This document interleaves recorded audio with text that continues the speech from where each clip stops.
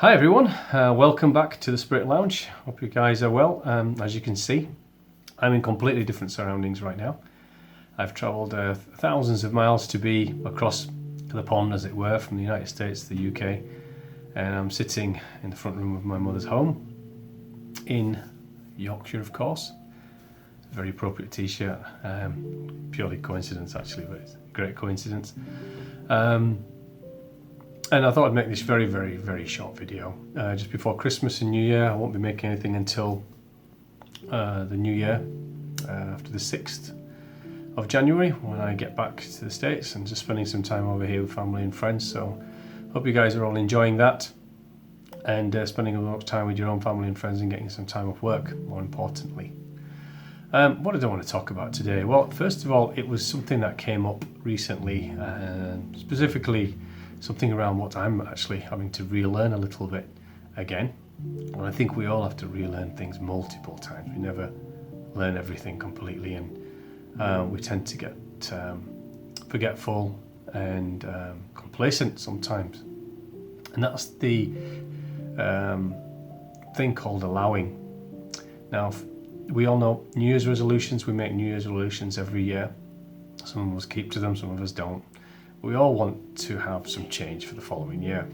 We always want something to change. We don't want to do the same thing. We want some transformation in our lives for some reason or another, whatever that might be. And so for myself, it's kind of the same thing. I know there's some kind of transformation coming. I'm aware of it. But sometimes allowing is difficult for us, because we do have our mental sides, our external personas, who like all our ducks in a row, and our mental selves like to understand everything. And sometimes when there's change coming and there's potential outcomes, remember, timelines and possibilities can change all the time, depending on what we do, what decisions we make beforehand. Timelines and energetic pathways we create for ourselves change constantly. So nothing's really set in stone, apart from those things those major crossroads and events in life that we've planned for ourselves, regardless of our free will intention around them in life, to steer us in the direction we intended to go. Obviously, we don't always go in those directions, but the events may still be there. And it's more a case of just the allowing part of allowing a change to happen in life. We don't quite understand it, and that's something that I'm having to remind myself of right now, because obviously next year there'll be change coming of some kind, I'm sure, one I do know of, and they're quite major changes. And so for me, allowing is allowing things just to happen, not to fight those changes, even though sometimes they're not what our mental selves and our heart-filled selves think we want.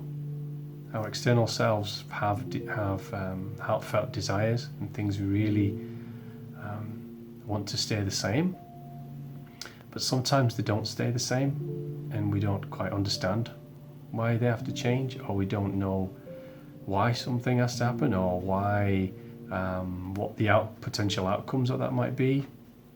It's all sorts of things. So sometimes change is difficult as we move forward in life, and transformational major change is very difficult. It takes us out of our comfort zone, and we don't always understand it. So for me, allowing is something that I think I'm going to have to relearn right from now or throughout next year, as well as sticking to my New Year's resolution is actually sticking to a little bit better diet, which I will stick to. But this allowing piece has sort of come up. It was something that came up last week or so, and it's going to traverse all of next year. Some changes are probably coming, and changes I'll manifest on my own, but others that just life and the free will of others, and also just changes that you just don't understand. The universe is bringing, source is bringing, all that is bringing, that is for our highest and greatest good, but don't quite understand. yet, or the knowing of their purpose and intention, which happens to us all. This thing happens to us, which don't quite understand at the time, but when we on reflection later, when those things have calmed, the effects of those things have calmed down, then we sit back and we look back, we think, yeah, I know why, that was good, why that change happened, but we don't quite understand it. So for me, it's right now a case of just having faith and asking for an understanding of why of changes,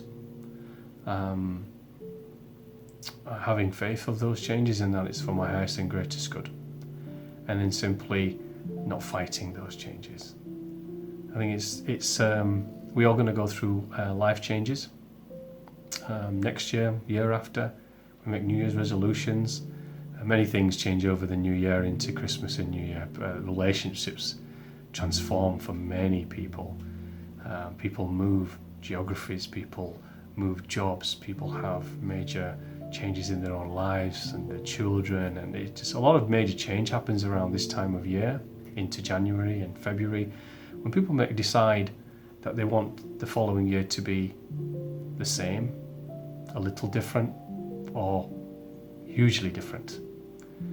And those changes affect those around them as well as the person who's manifesting those changes. And it's sometimes difficult for us to understand why they have to be, the impacts on us, our greatest good, and if it's for our greatest good. And simply allowing, not fighting them, is one of the hardest things. So for me, I think, and for my message today is the changes that are coming for you all, that you're all planning, the allowing piece, I think is really just allowing understanding of those changes to come and those effects that they may have on you or others.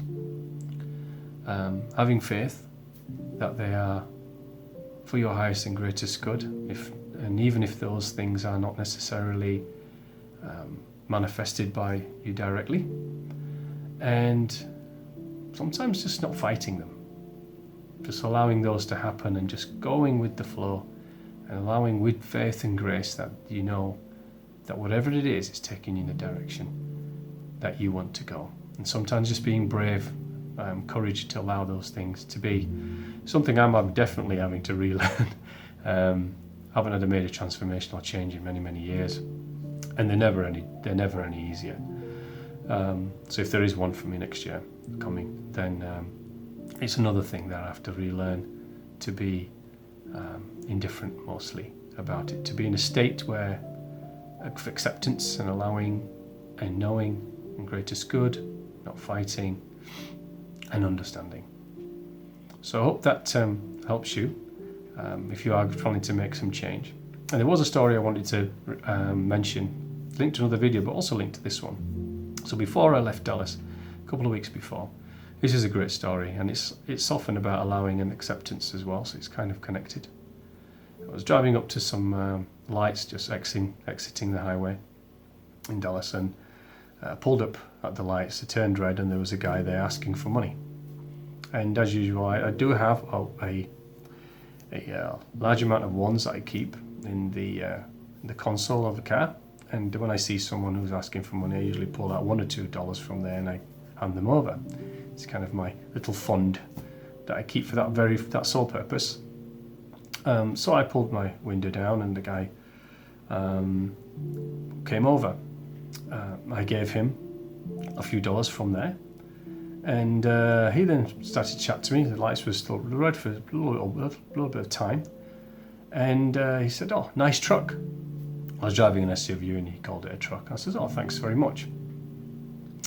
And then he proceeded to tell me, he goes, "Yeah, I used to, I had a really nice bike." And I noticed that he was twitching, he was a little slow, he was kind of squinting when he was talking and just slanting his head slightly. So I knew he had some impairment somewhere, but I wasn't quite sure what it was. So he kind of was talking to me, and all throughout this, he was a wonderful, gracious, happy man, just full of smiles and just ease of energy, just a lovely person of wonderful grace. And he was talking to me, and he was mentioning that he used to have a very fast, like 2,000 horsepower bike, and that one day, and what he used to do, he used to be a lawyer for the pharmaceutical industry, doing very well, had a lovely fast bike, lots of things, and one day he was riding his bike, I'm assuming he was saying pretty fast, and didn't wear a helmet, which was kind of not a great decision for him, as it turned out, and someone hit him while he was riding the bike. He flew off, and the